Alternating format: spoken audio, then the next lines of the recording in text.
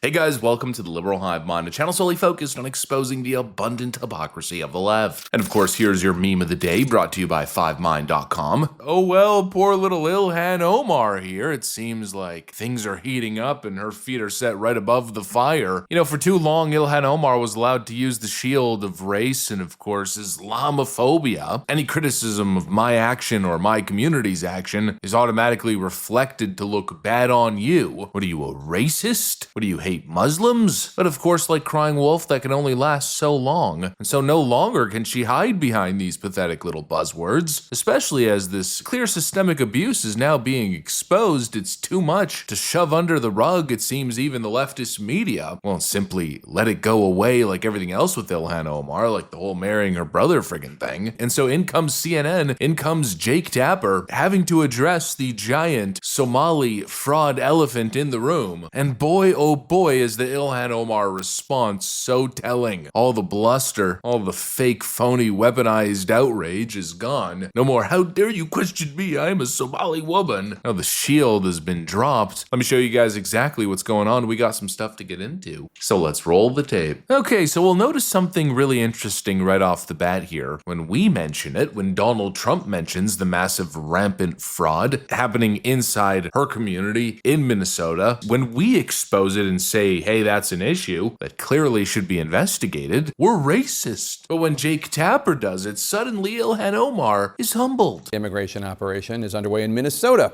That one targeting Somali immigrants who have been the subject of public scrutiny after a New York Times report detailing how fraud took root in pockets of the community, with some, quote, making small fortunes by defrauding government programs of more than $1 billion of taxpayer money during the pandemic. We're talking about dozens of people in a community of thousands, of course.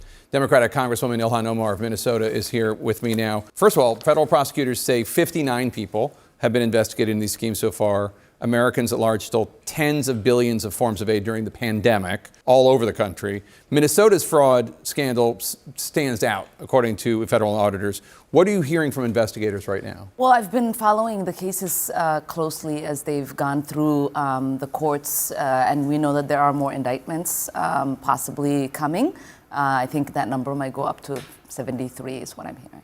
Okay. Can you shed any light on why the fraud got so out of control in Minnesota?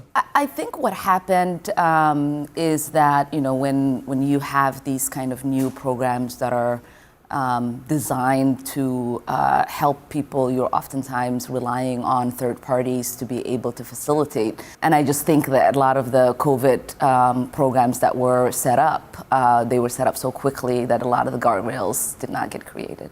Now, obviously, whatever the ethnic group, the actions of a few dozen should not impugn an entire community of thousands of people. You know, watching this moment, I'm sitting here and I'm thinking to myself, this is exactly why impartial media is so important, why I wish we had it, why we had more of it. And please, when I'm saying this, in no way take this as if I'm saying that we should totally exonerate Jake Tapper specifically here, but rather just in the sense that we should see more of these types of questions, normalize the grilling of these Democrats across the board. If the media set even a little bit of standards, you know, because they kind of set the rules, if they push back even 10% more on Democrats, just imagine how much less they could get away with. All of a sudden, the whole "I was victimized by a racist attack" it no longer becomes a viable defense. All of a sudden, Alexandria Ocasio-Cortez and Ilhan Omar and Rashida Tlaib have to start answering tough questions. And it just goes to show their dishonesty and how quickly the narrative, the preferred Democrat narrative, how it instantly falls apart the moment there's a little bit of scrutiny. President Trump says fraud in Minnesota bad, and he's Adolf Hitler, but if Jake Tapper says the same thing or simply mentions the accusation, well, now all of a sudden fraud bad and oh, it's very concerning. It's just so telling as to who these people are and what they get away with. And speaking of fraud bad, which of course should go without saying, whether the accusation comes from Trump's mouth or anyone else, the fraud in this case is bad, significantly bad, to the extent that no fake claims of racism will not make it go away. You told me to look into Minnesota and their fraud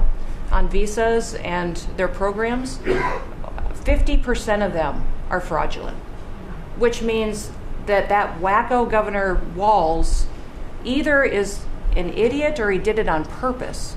And I think he's both, sir.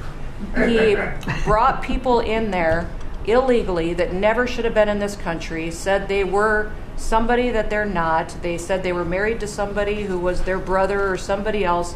Fraudulent visa applications, signed up for government programs, took hundreds of billions of dollars from the taxpayers, and we're going to remove them and we're going to get our money back. And we're going to, this next year, make sure that we only put people in leadership positions in this country that love this country and have its back. We're talking nearly half of these cases of immigration involved in some method of fraud. Yeah, you know, and maybe the scale of it, the scale of, oh crap, I guess kind of justifies the violent reaction we've seen from Ilhan Omar, the immediate pressing of the nuclear button, the "you're a racist" button. He's always been a racist, a bigot, a xenophobic, and Islamophobic. It is not surprising that he is going after black immigrants in this country. It makes sense why she'd immediately jump to her best defense because, well, it's bad. And it could possibly implicate her considering her little brotherly fling. This whole Somali fraud is turning out to be pretty damn big. And let's just say a lot of these foot soldiers that are being arrested now as the big money movers, let's just say I don't think they're at the top of that pipeline. We're actually now hearing reports of some of the money making it to some of these top Minnesota Democrat campaigns here. Obviously, what we're looking at here is systemic Democrat taxpayer fraud on a mass scale. It's been going on for years to the tune of what's been quoted as over $1 billion.